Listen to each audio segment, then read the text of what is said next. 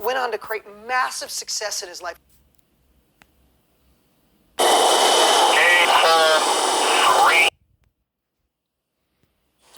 Saturday we're in the yard.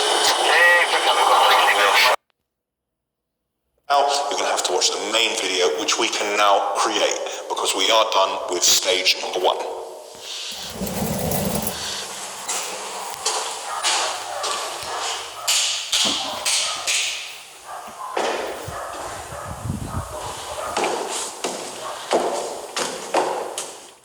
Saturday we're in the yard. We are shunting the train.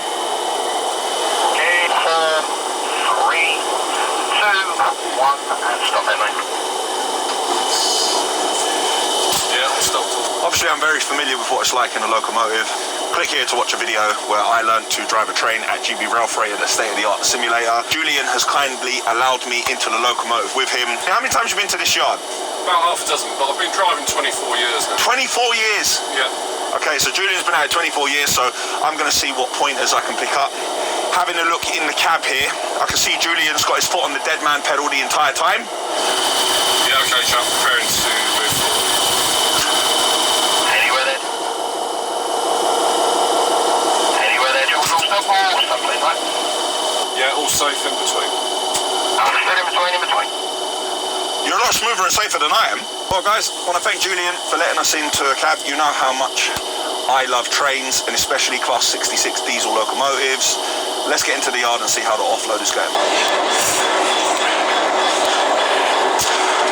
It's always nice to get in a train and get the perspective of somebody else, their daily run, you know. You see lorries going everywhere, you see trains everywhere, and you don't often think to yourself, who's piloting it, what is it like for them, how do they feel about it? So, love to get out in the field, talk to the boots on the ground. Get into the yard.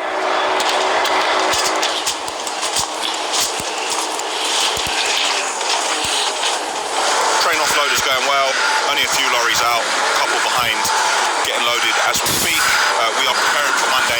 Terry's not in, but Cam is handling the transport. Somebody should be here very soon to collect the Golf, the Clio and the taxi, which will be going this afternoon. I'm going to go inside and check, see if I missed any emails this week, try and stay on top of everything I've got to do. And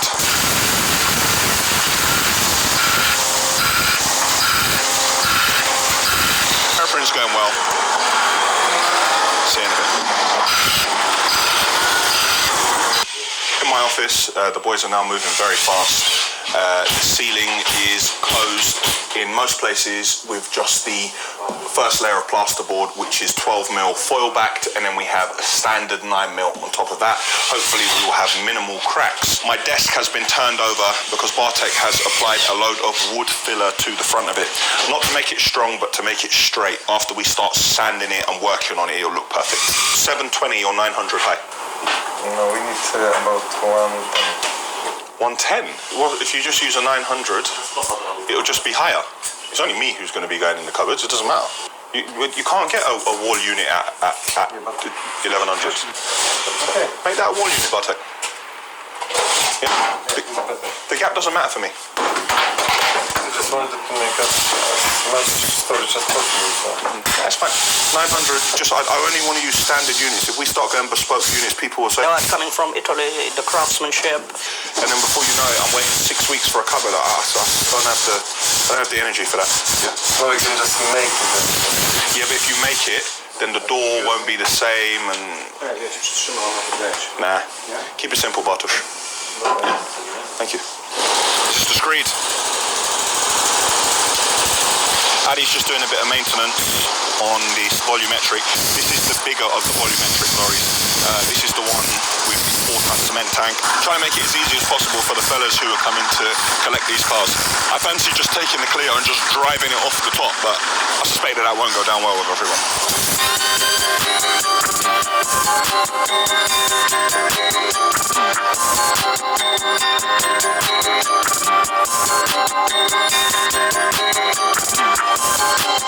Not bad for a little 2.5-ton forklift.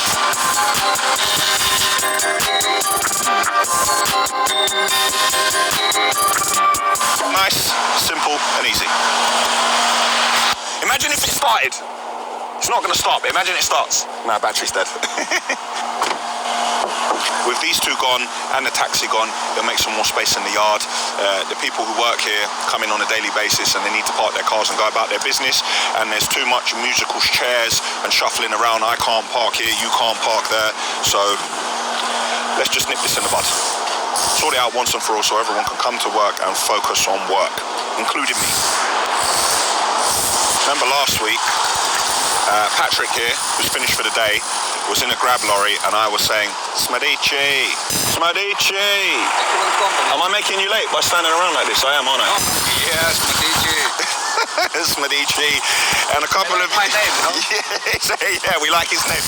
A couple of you in the comments said the way I treated him and the way I did this and the way I did that. Listen, man, stop all that nonsense. Patrick came here as a tipper driver. Now Patrick has learned to drive a Grab. He drives a volumetric. How many years you been here? 4.5. Yeah, 4.5, 5 years.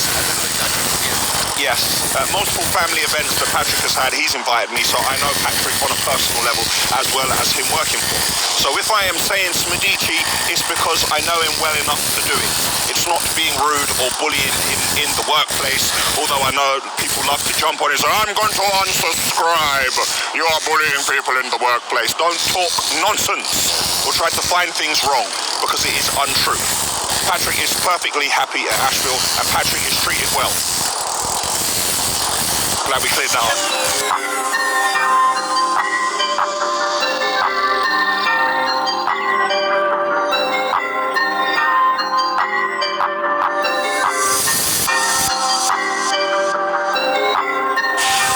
Thank you. Got my Asheville number plates off the taxi. Put them in a container, yeah? Alright. Thank you, Livia.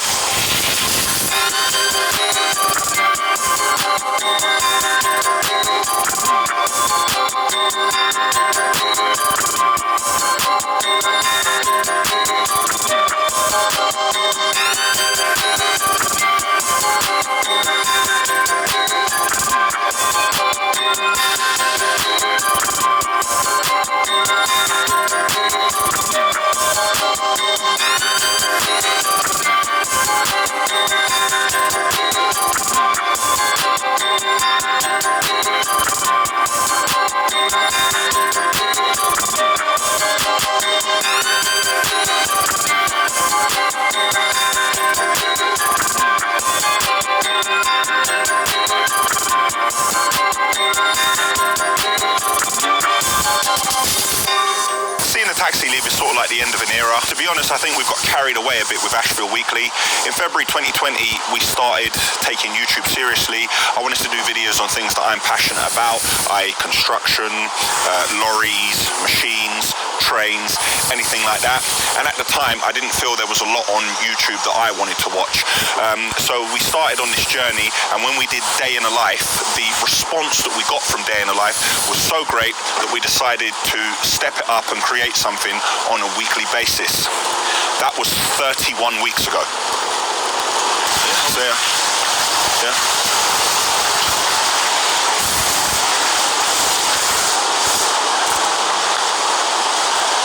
And they're off. Doing Asheville Weekly, I've been through every emotion possible. It's also been a huge learning curve. There's been days when I've had fire in my belly, and there's been days where I've been sick with exhaustion, both mentally and physically, but I carried on. The point is, while doing all of this on Asheville Weekly, I haven't had a chance to put my time and resource into the videos that I did want to do when we started on the YouTube journey. I am not saying this is the last episode of Weekly. What I am saying is the last episode is imminent. I'm not saying that it will not be back in some capacity, but at this moment in time, I can no longer sacrifice my business and my physical or my mental health. I do not want sympathy before any of you say it, because I made my bed and I had to lie in it. It was my dead that I had to bury. But I can no longer do this in the way in which I've been doing it. I need a chance to step back and recalibrate. Now having the pressure of delivering a feature film each Sunday, I realized that it was naive on my part to think that I could do this for the rest of my days till I was 80 years old or whatever it is. But doing this every week, I do know that I will be shortening my life. So comes a time when you have to say enough is enough. Without the pressure of having to deliver weekly, hopefully I can focus more on my business, on my personal life, and push forward, and now have more time and resource to put into the videos that I originally wanted to do. So guys, don't be mad at me. We are not quitting. We are evolving.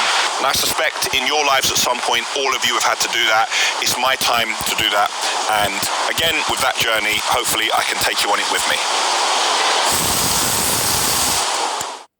Click here for the Asheville website. Click here to subscribe to our channel. Click here for last week's episode, which was number 30, and click here to see a day in my life, which is on 1.8 million views. Just saying, if you haven't seen it already. Let's see how the copy...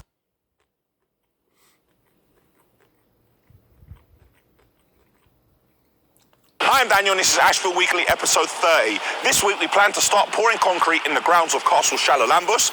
We have 3 trains booked in, and we should finish the plastering at the basement salvage project. So then we can finally pack away our tools and make a start on getting my office complete.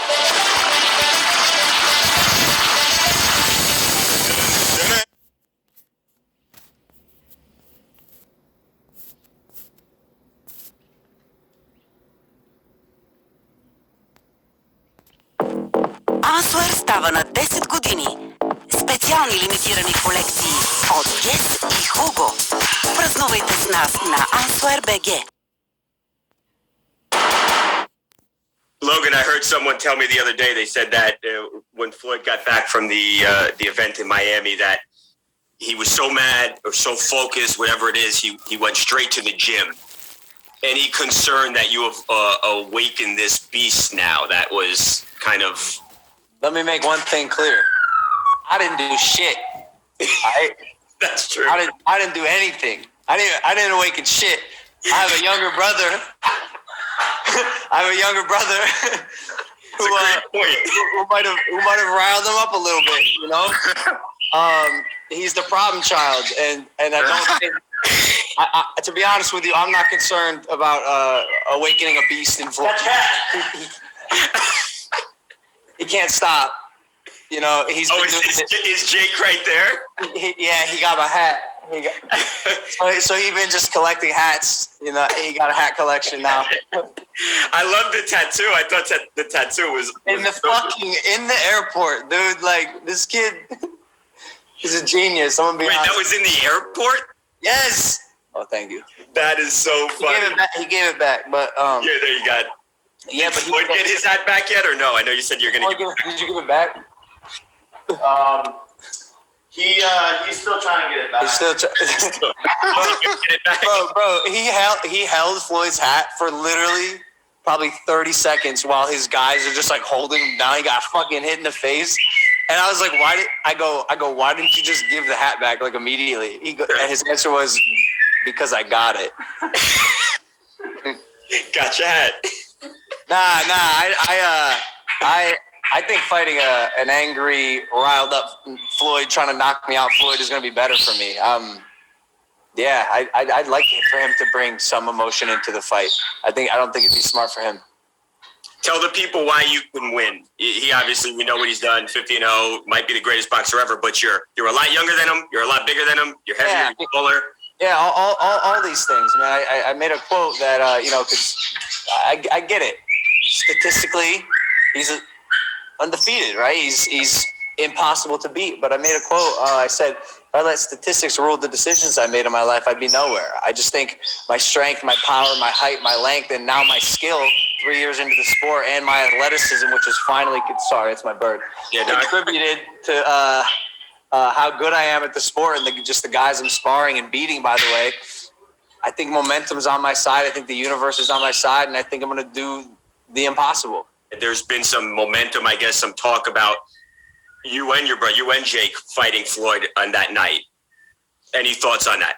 I think that'd be dumb. I don't think he's gonna be able to handle me alone.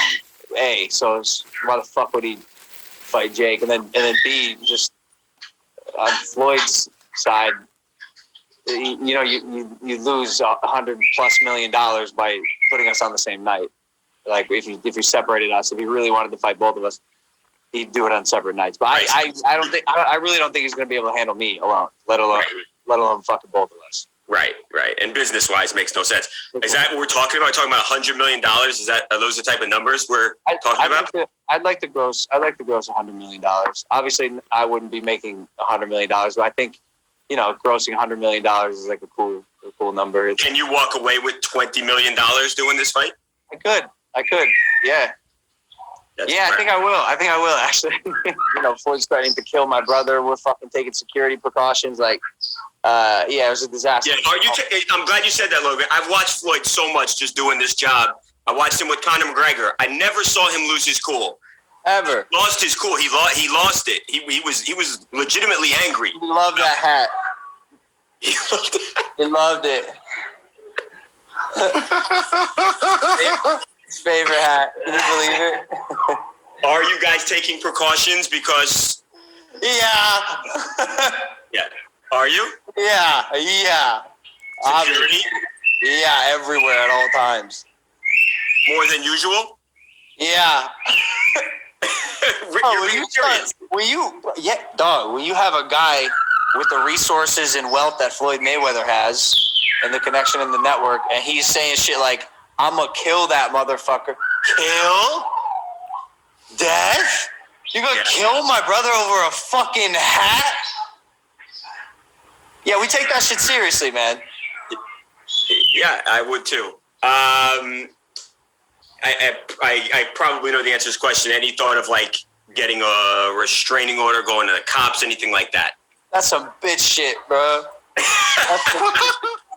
didn't say I would do it. I'm just asking a question. Bitch shit. Floyd cracked Jake in the face, and someone mentioned it like, yo, you could sue him. I go, that's the bitchest move I've ever. Sue him. Yeah. Fuck that, bro. Nah. F5. Тръпката е навсякъде с 200 лева начален бонус спорт и 1000 лева начален бонус казино.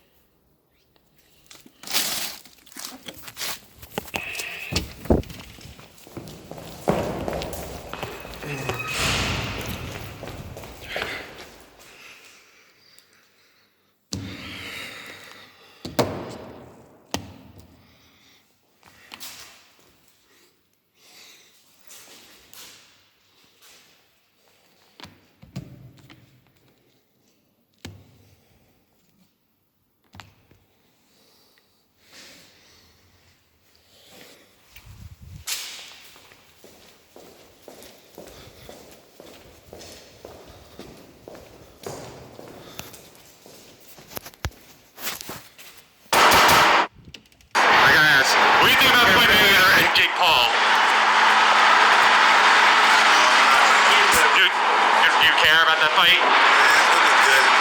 Do you think Jake Paul can win or No. no? I get beat up pretty bad. You think either of the Floyd brothers could take Mayweather, Jake or Logan? Nah, not a chance. All right, that's cool, man. Would you ever consider fighting Jake Paul? Would you take I this fight? like those guys, man. They're good guys. Yeah. Would you? If they offered the fight, would you do it? Say what? If you offered the fight, would you take it? No. Nah.